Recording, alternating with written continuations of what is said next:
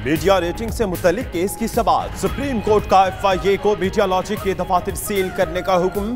Chief justice ने remarks दिए। Media logic के सरबराह सुलेमान दानिश पर आज ही फर्द जमायत करेंगे। रेटिंग कंपनीज का बिजनेस बंद कर रहे हैं। इस कानून में रेटिंग मीडिया चैनल के लिए जरूरी है।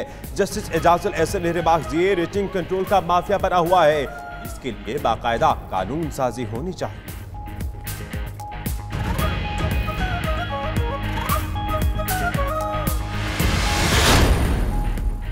जहांगीर तरीन नाअहली के फैसले पर हतमी मोहर भी सख्त हो गई। सुप्रीम कोर्ट में जहांगीर तरीन की नजरसानी की दरख्वास्त मुस्तरद कर दी गई।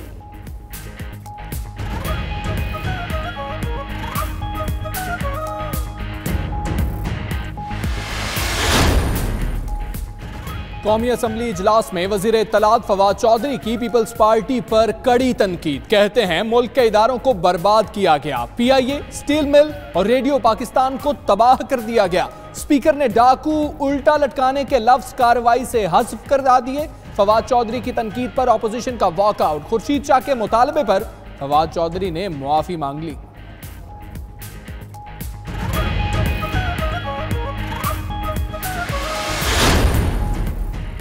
वज़ीर आज़म की ज़ेर सदारत विफाकी काबीना का इजलास। वज़ीर आज़म दौरे सऊदी अरब के हवाले से काबीना को एहतमाद मिलेंगे। वज़ीर खजाना असद उमर माशी सूरत हाल और वज़ीर हाउसिंग तारिक बशीर चीमा 50 लाख घरों की तामीर पर ब्रीफिंग देंगे। वज़ीर आज़म को एहतसाब और लूटी दौलत को वतन वापस लाने के इक़दामात से आगाह किया जाएगा।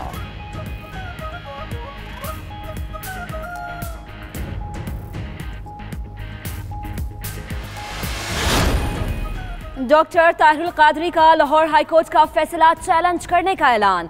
कहते हैं हमारे लोगों को दिन दहाड़े कत्ल किया गया।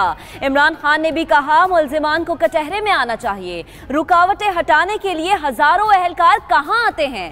वजीर आजम का भी ताहिरुल कादरी से राबता। सानहा मॉडल टाउन पर इंसाफ की फराहमी के अज़्म का इरादा जाहिर किया।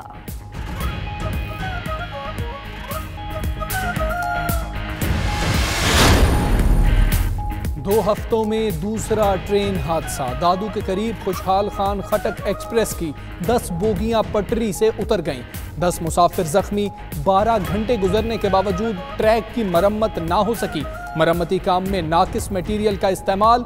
ट्रैक की मरम्मत में बोसीदा और टूटे हुए स्लैब इस्तेमाल होने लगे। फैसलाबाद में पुलिस के मुबैना तशद्दुद से जेर हिरासत मुल्जिम की हलाकत पर वरसा का एहतजाज। मुजाहिरीन ने लाश रखकर रेलवे ट्रैक को ट्रेनों की आमदोरफ्त के लिए बंद कर दिया। वजीराबाद से कराची जाने वाली पाकिस्तान एक्सप्रेस को जुमरा फाटक पर रोक लिया गया। कराची से लाहौर जाने वाली नाइट कोच को ड्राई पोर्ट के करीब रोका गया।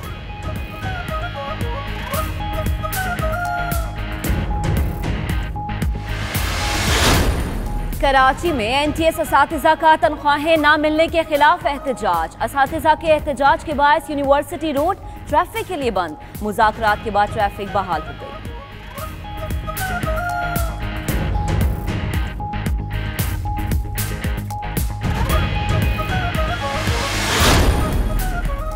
हुकूमत की किफायत शियारी मुहिम। वजीर आजम हाउस की गाड़ियों के बाद भैंसें भी बिक गईं। 8 भैंसों की फरोख्त से कौमी खजाने में 23,02,000 रुपए का इजाफा।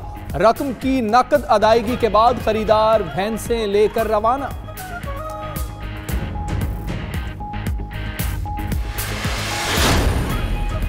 और पाकिस्तान समेत दुनिया भर में आज सियाहत का आलमी दिन। पुरकशिश चश्मे, आबशारें, सरसब्ज़ो शादाब वादियाँ, बुलंदो बाला पहाड़, सहरा और आसार कदीमा से मालामाल पाकिस्तान। कुदरत का हर नज़ारा मौजूद, मगर मुल्क को सियाहों की जन्नत बनाने के लिए इक़दामात ना होने के बराबर। हुकूमत की थोड़ी सी तवज्जो से ये शोबा मुल्क की मईशत का अहम सतून बन जाए।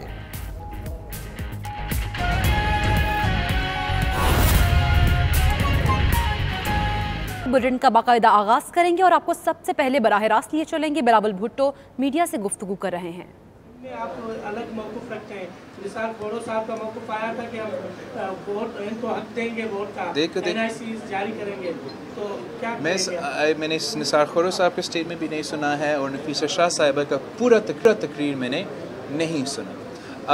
But what I would like to say is अब खान साहब ना क्रिकेटर है ना अपोजिशन सियासतदान है, वो इस मुल्क का सिलेक्टेड वज़ीर आज़म है। जब वो कोई पैगाम देगा उसने बहुत सोच समझ के देना। हमारे मुल्क में बहुत से कॉम्प्लेक्सिटीज़ है, बहुत से इश्यूज़ है, ख़ास तौर पे कराची में बहुत से complex histories of civil strife रहा है। और मेरा पॉइंट ऑफ व्यू ये है कि जो भी कानून होगा वो कानून एक शहर में इम्प्लीमेंट सिर्फ नहीं हो सकता है, अगर वो कानून इम्प्लीमेंट होगा तो पूरा मुल्क में होना चाहिए। मगर आप ऐसे कोई डिसीजन को आपने कैबिनेट को ऑन बोर्ड लिया, आपने पार्लियामान को ऑन बोर्ड लिया, आपने सिंध असेंबली को ऑन बोर्ड लिया, the answer is no no no. So Khan sahab needs to understand he is not a dictator, he is not an emperor, this is a democracy. He has to take democratic platforms on board before making any sort of decision. Okay, आप सबका बहुत शुक्रिया। मैंने समझा हमने काफ़ी topics cover किए हैं। Thank you. इस्लामाबाद में पाकिस्तान पीपल्स पार्टी के चेयरमैन बिलावल भुट्टो जरदारी मीडिया से गुफ्तगू कर रहे थे। वो कहते हैं कि हुकूमत के बजट से बेरोजगारी बढ़ेगी। बिलावल भुट्टो कहते हैं 18वीं तरमीम लपेटने की कोशिश हो रही है। नॉन फाइलर्स का मामला स्कैंडल से कम नहीं। पब्लिक अकाउंट्स कमेटी की चेयरमैनशिप अपोजिशन को दी जाए। बजट में कोई नई चीज सामने नहीं आई, सिर्फ इनकलाबी बातें की गई, इकदामात नहीं उठाए गए। वादा किया गया था कि आम आदमी की जिंदगी आसान बनाएंगे, लेकिन ऐसा नहीं हुआ है।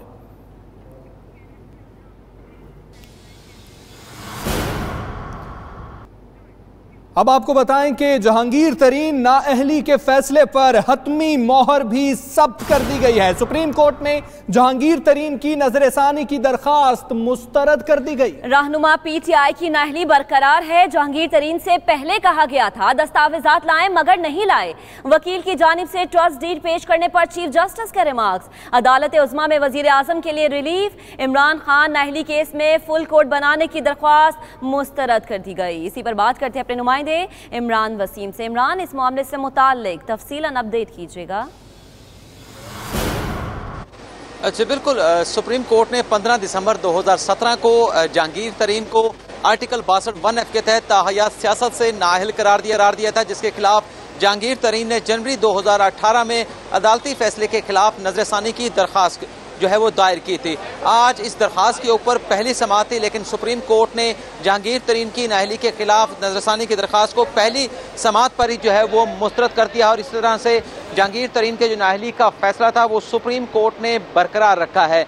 आज सिकंदर बशीर मोहम्मद जो है वो जहांगीर की जानिब से अदालत में पेश हुए। उनकी जानिब से ये अदालत को बताया गया कि अदालत के फैसले में ऐसे सुकों मौजूद हैं और उनके जो मुवक्किल हैं जहांगीर तरीन, उनकी ताहयात नाअहली नहीं बनती थी, क्योंकि जिस बैरून मुल्क जायदाद के ऊपर उन्हें नाअहल करार दिया गया वो जायदाद जो है वो एक ट्रस्ट ने खरीदी थी, एक ऑफशोर कंपनी ने खरीदी थी। लेकिन अदालत का ये कहना था कि अदालत के सामने जहांगीर तरीन ने गलत बयानी की। अदालत बार बार उनसे ऑफशोर कंपनी के हवाले से, ट्रस्ट के हवाले से जो ट्रस्ट डीड थी वो मांगती रही, लेकिन अदालत को वो ट्रस्ट डीड ताख़ीर से दी गई। लेकिन जब वो ट्रस्ट डीड अदालत के सामने आई तो उससे ये साबित हुआ कि जहांगीर तरीन ट्रस्ट के ताहयात बेनिफिशियल ट्रस्टी हैं। तो इसी बुनियाद के ऊपर झूठा बयान हल्फी जमा कराने पर अदालत ने जहांगीर तरीन पर आर्टिकल 62(1)(f) का इतलाक किया और उन्हें ताहयात नाअहल करार दिया। जी सही, ठीक। इमरान हमारे साथ रहेगा। सीनियर तज्जियाकार मोहम्मद मालिक साहब भी हमारे साथ, उन्होंने भी हमें ज्वाइन किया। मालिक साहब, कहिएगा, इमरान खान के इंतहाई करीबी साथी सियासत से आउट हो गए।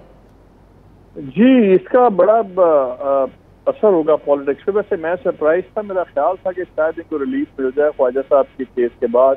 एनीवे, देखिए, जो पंजाब में नॉमिनेशन हुई थी उस्मान बोजदार साहब की और बाद में जहाँ गवर्नमेंट ने डिपेंड किया, अगर से डायरेक्टली तरीन साहब उसके रिस्पॉन्सिबल नहीं थे उस्मान बोजदार की अपॉइंटमेंट के, लेकिन वो इस चीज़ के जिम्मेदार ज़रूर थे कि शाह महमूद साहब का रास्ता रोका कि वो बाई इलेक्शन में इलेक्शन ना लड़ें और चीफ मिनिस्टर ना बने।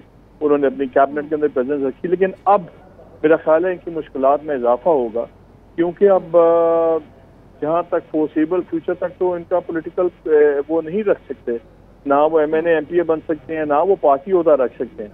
तो ये अब ट्रांसफॉर्मेटरी इफेक्ट होगा पंजाब में, और मेरा ख्याल है इसका काफ़ी PTI को, जो तो जहांगीर तरीन साहब को तो जुज़ाती नुकसान है वो सो है, लेकिन इसका पार्टी पॉलिटिक्स में बड़ा फर्क पड़ेगा। क्योंकि आप जितने मर्जी भले आप बिहाइंड द सीन काम करें, जब आप ऑफिशियल आपके पास ओहदा ना हो तो एक टाइम के बाद आपका इन्फ्लुएंस कम होना शुरू हो जाता है, क्योंकि आप पब्लिकली ओन नहीं कर सकते। आपको इमरान खान साहब, आप पार्टी की जो मीटिंग है उनको आप होल्ड नहीं कर सकते पब्लिकली। तो ये काफी मुश्किलात होंगी और पंजाब की पॉलिटिक्स के अंदर भी काफी मुश्किलात होंगी अब पीटीआई के लिए। ये बहुत बड़ा स्टेप है, लेकिन इसका असर जैसे मैं शुरू में कहा है सिर्फ इसका महदूद नहीं है जहांगीर तरीन की जात तक, उनको तो जो नुकसान है वो है, लेकिन पंजाब की पॉलिटिक्स में बहुत नुकसान है पीटीआई को। जी ठीक है मालिक साहब, आप हमारे साथ ही रहिए। माहिर कानून एहसन भून साहब ने हमें ज्वाइन किया है। भून साहब बहुत शुक्रिया आपका। एहसन भून साहब, इस हवाले से फरमाइएगा कि मोहर जब्त कर दी गई है तो क्या आने वाले वक्तों में भी कभी अपील नहीं की जा सकेगी? मैं ये समझता हूँ कि इसका सिर्फ और सिर्फ एक ही हल है, वो ये है कि ये जो कि मौजूदा हालात में मुमकिन नहीं है कि पीटीआई और नवाज शरीफ जो है वो दोनों मिल के कुछ आईनी तरमीम कर लें, तो that is the only way with them. Otherwise there is no solution for this decision के ये जब आ गया है, और मैं समझता हूँ कि वैसे भी ये एक्सपेक्टेड डिसीजन था, क्योंकि जब आप रिव्यू में जाते हैं सुप्रीम कोर्ट में तो कोई 99% जो है ना वो वही फैसला होता है।